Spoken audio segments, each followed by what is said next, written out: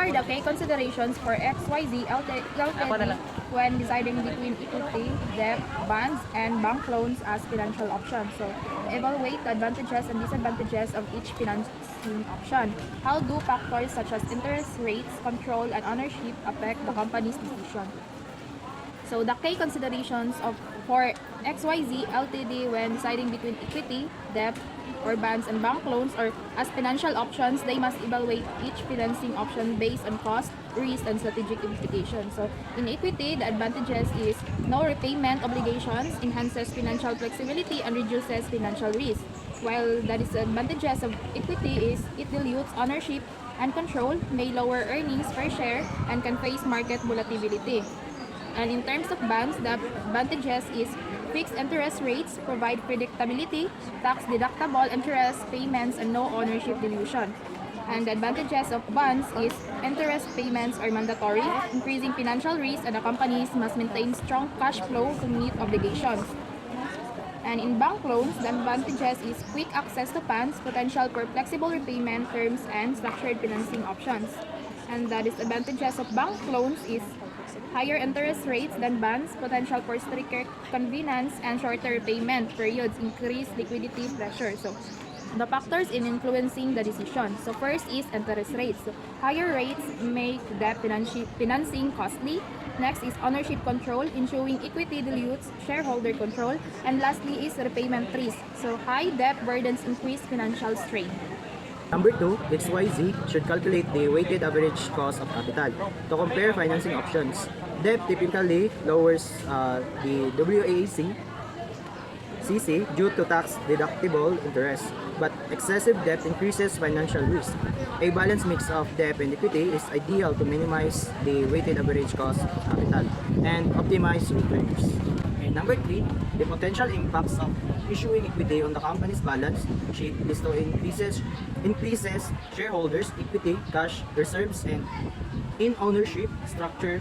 Dilution occurs, reducing existing shareholders' percentage ownership.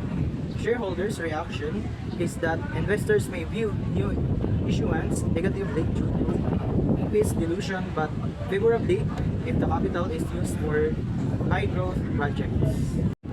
Number 4, the risks associated with using debt financing such as bond and bank loan for XYZ Ltd. In terms of financial risk, it increased debt magnifies financial risk, especially during economic growth and in debt to equity ratio.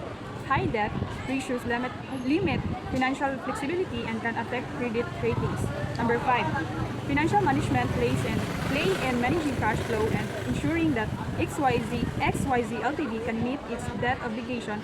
If the operations for debt financing in liquidity management is ensure sufficient working capital to meet interest and principal payments.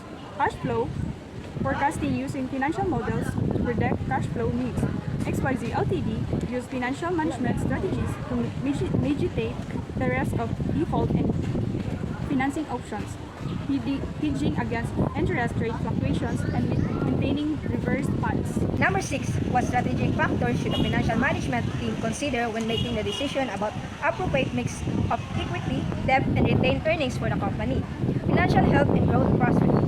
Current financial position. XYZ should assess its current financial health by analyzing key metrics like profitability, liquidity, and leverage. A strong financial position provides more flexibility in financing options.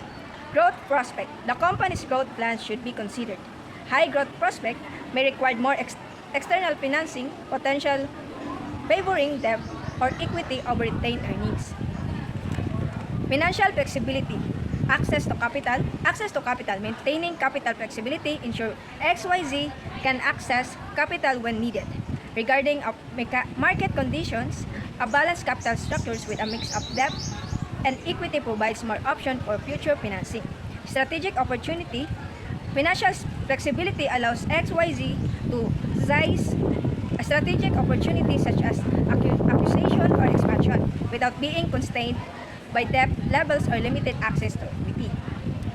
Risk management. Financial flexibility helps XYZ manage risks such as economic downturns, or unexpected expenses. Having a mix of financing option allow the company to adapt to enhance circumstance. Financial leverage and its impact. Debt financing increases financial leverage, meaning the company uses borrow money to amplify returns. While this can be both profitability and also increase risk. Equity financing. Issue equity dilutes existing shareholders' ownership but doesn't directly impact future borrowing costs. Investor perception and stock price. Debt financing. High debt levels can make investor worry as it increases the risk of default. This can negative impact the company's credit rating and stock price. Equity financing. While equity financing doesn't directly affect borrowing costs, excessive quantity insurance can signal financing weaknesses. 8. Determining the optimal capital structure. XYZ Ltd should determine the optimal capital structure by balancing debt and equity in a way that minimize the weighted average cost of capital while maintaining the financial flexibility. In a trade-off theory, XYZ Ltd use debt up to the point where the benefits of the tax deductible interest payment and balance against the risk of financial distress. Too much debt can increase bankruptcy risk while too little can miss out on the tax advantage.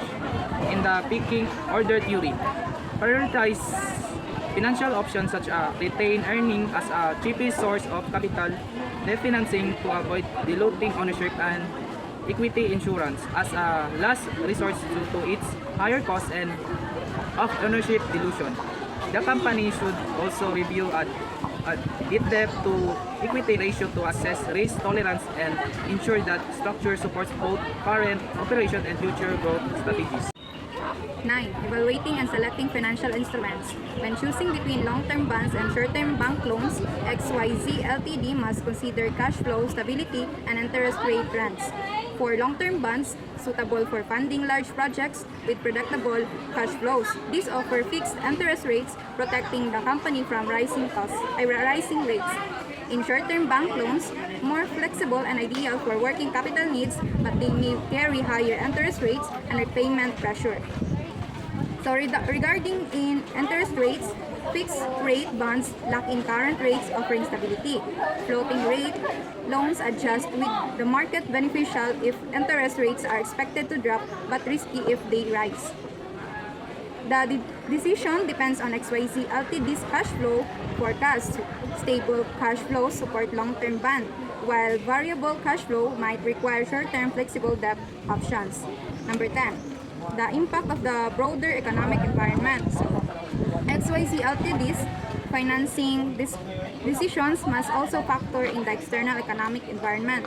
For interest rates, high rates make debt more costly, pushing the company towards equity financing. Low rates favor borrowing. For inflation, fixed rate debt becomes cheaper in real terms during inflation, but operational costs may rise. In market conditions, a strong stock market makes issuing equity more attractive.